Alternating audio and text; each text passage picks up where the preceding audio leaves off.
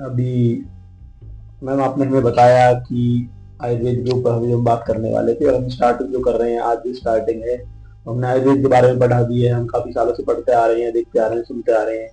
हमें आपने एक शब्द बताया अभी नया, चरम आयुर्वेदा। तो अभी हमारे जो दर्शक हैं, देख रहे हैं आपका वीडियो, तो आप उनसे इस बारे में क्या कहना चाहेंगे? ये क्या है चरम का जो शब्द आपने लिया है, इस शब्द का मीनिंग हम क्या समझे यहाँ पे? पहले तो मेरे सारे दर्शकों को मेरा नमस्कार। और डॉक्टर रहित को मैं धन्यवाद देना चाहती हूँ कि एक अच्छी जो शुरुआत करने जा रहे हैं, जो कि आयुर्वेद को एक नया दिशा दिखाएगा। दुनिया के लिए बहुत सारे चीजें ऐसे हैं जो कि आयुर्वेद को सब जानते हैं, सुने हैं, पर आयुर्वेद की वो सच्चाई को नहीं जानते हैं।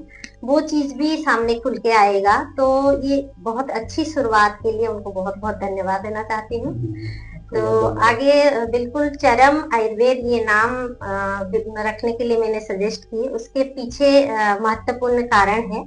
एक तो चरम का मतलब है श्रेष्ठ, मतलब कॉमन मीनिंग जो है। और आयुर्वेद तो हम जानते हैं। तो इस चैनल के माध्यम से वो श्रेष्ठ आयुर्वेद के बारे में हम विचार करेंगे, जो कि आज तक दुनिया से गुप्त है कह सकते हैं। और दूसरी अर्थ में देखें तो जो चरम शब्द है, इसका बड़ा महत्व है। ये वो ज्ञान है जो कि नया नया धरती पे आया है। ये टर्म का यूज जो है चरम कहने से, वो ज्ञान है जो कि कल्कि भगवान ने धरती पे वो ज्ञान को लाए हैं, चरम ज्ञान। जैसे कि गीता ज्ञान हमारे त्रेतायुग जो भगवान कृष्ण भगवान के माध्यम जो ज्ञान है, वो गीता ज्ञान के माध्यम से धरती पे आया था।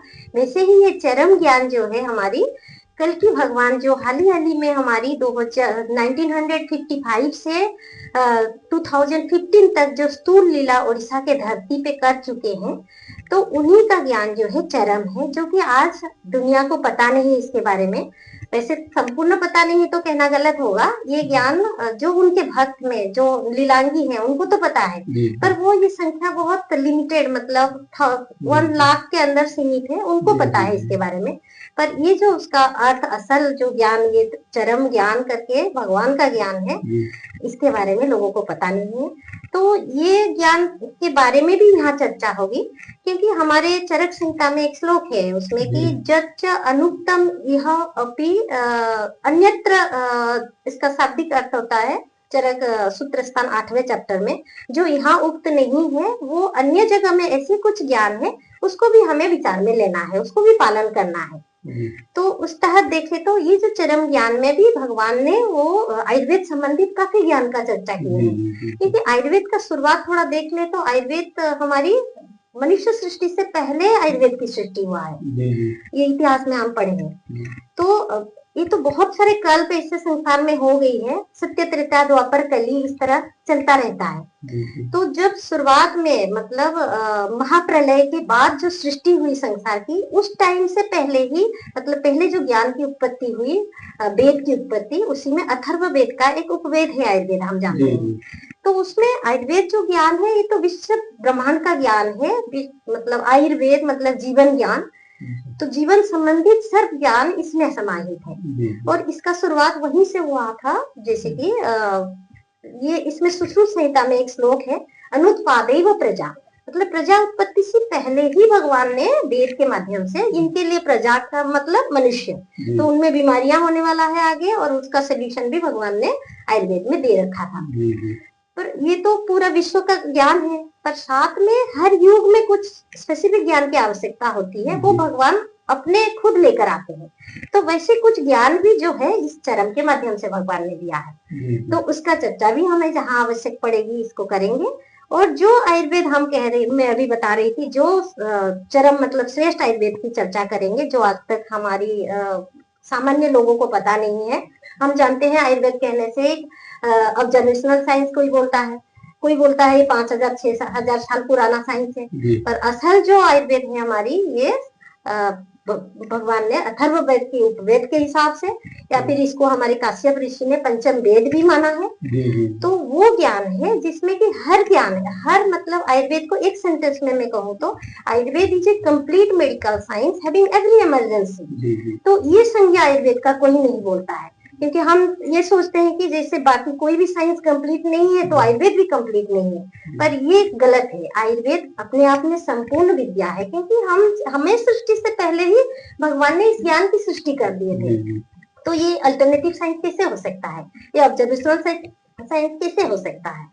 तो ये तत्व जो है असली, जो हर चीज हिडन है हमारे संहिता में, हर इमरजेंसी से लेकर उस चीज का हम इस चैनल के माध्यम से धीरे धीरे हम प्रकाश करेंगे, वो हमारी दर्शक जानेंगे, हमारे आयुर्वेद जगत जानेगा जो सच्चाई आयुर्वेद का आज तक छुपी हुई है, उस सच्चाई को हम लाएंगे। इसीलिए ये जो चैनल का नाम मैंने चरम आयुर्वेद रखना।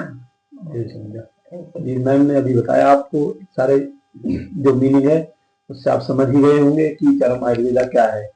मैम ने अभी हमें बताया अभी बीच में कल्कि भगवान के बारे में, तो हम मैम से पूछना चाहेंगे कि जो कल्कि भगवान है उनके बारे में बहुत सारे में शॉर्ट्स भी आप लोग देखते हैं, वीडियोज इंस्टाग्राम पे, यूट्यूब के माध्यम से, फेसबुक के माध्यम से आप देखते हैं, लेकिन एक्चुअल में कल्कि भगवान कौन है, कहाँ है, कब होंगे, वो क्या करने वाले हैं, क्या उस माध्यम से सोच पाएंगे, तो उस बारे में मैम से कहूंगा, मेरा मैम से आग्रह है कि थोड़ा आप लोगों को कल्कि भगवान के बारे में भी थोड़ा बताएं।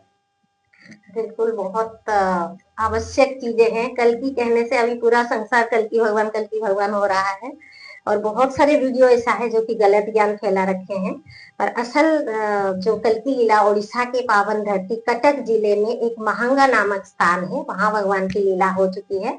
एक्चुअली भगवान लीला करने से पहले इसकी ज्ञान धरती पे आ जाता है। जैसे रामायण, रामलीला भगवान की होने से पहले ही रामायण लिखा गया था।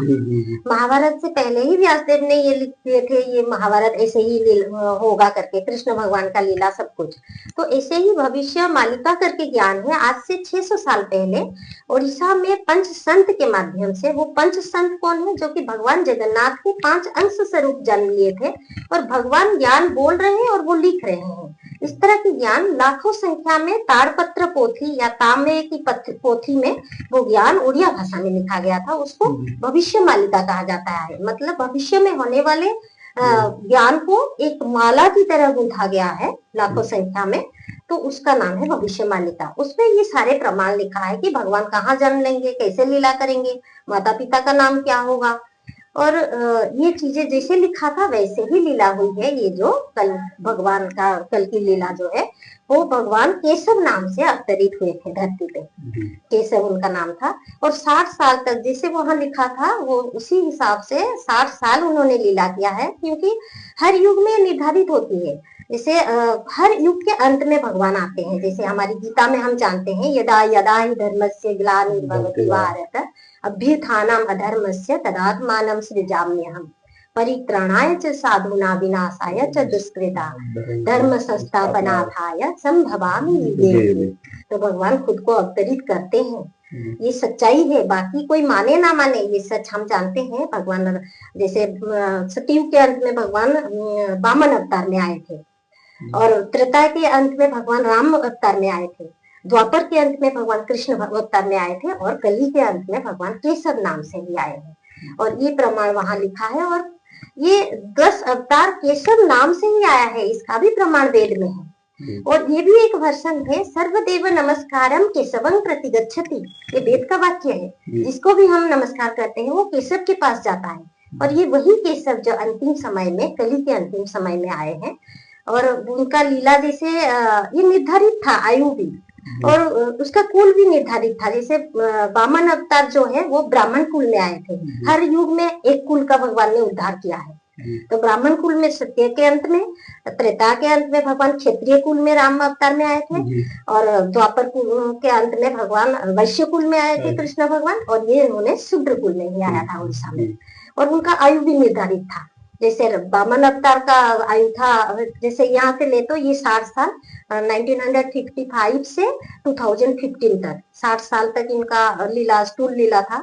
120 साल था कृष्ण भगवान का आयु, और 240 साल था राम भगवान का, और 480 साल था वामन अवतार का। और ये इसका संदर्भ हमारे आयुर्वेद में भी जो जनपद धर्म अध्याय है उसमें दिया है। तो जैसे दिया है एवरेज आयु दिया है ना, सतयुग का 400 साल, 300 साल त्रेतायुग का, 200 साल द्वापर का, और कली का 100 साल।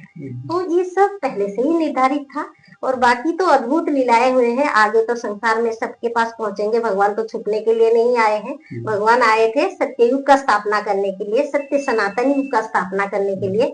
और वो ज्ञान जो जैसे भगवान गीता ज्ञान लाए थे, उसी के माध्यम से आज तक जैसे कली को चलाया भगवान, अभी वो चरम शास्त्र को अवतरण करके वो आगे सत्ययुग को ले जाने के लिए जो ज्ञान की आवश्यकता है, जिस संस्कार की आवश्यकता है, वो उन्होंने लिख दिए हैं। मैं आपको दिखा दूं मेरे दर्शकों को भी।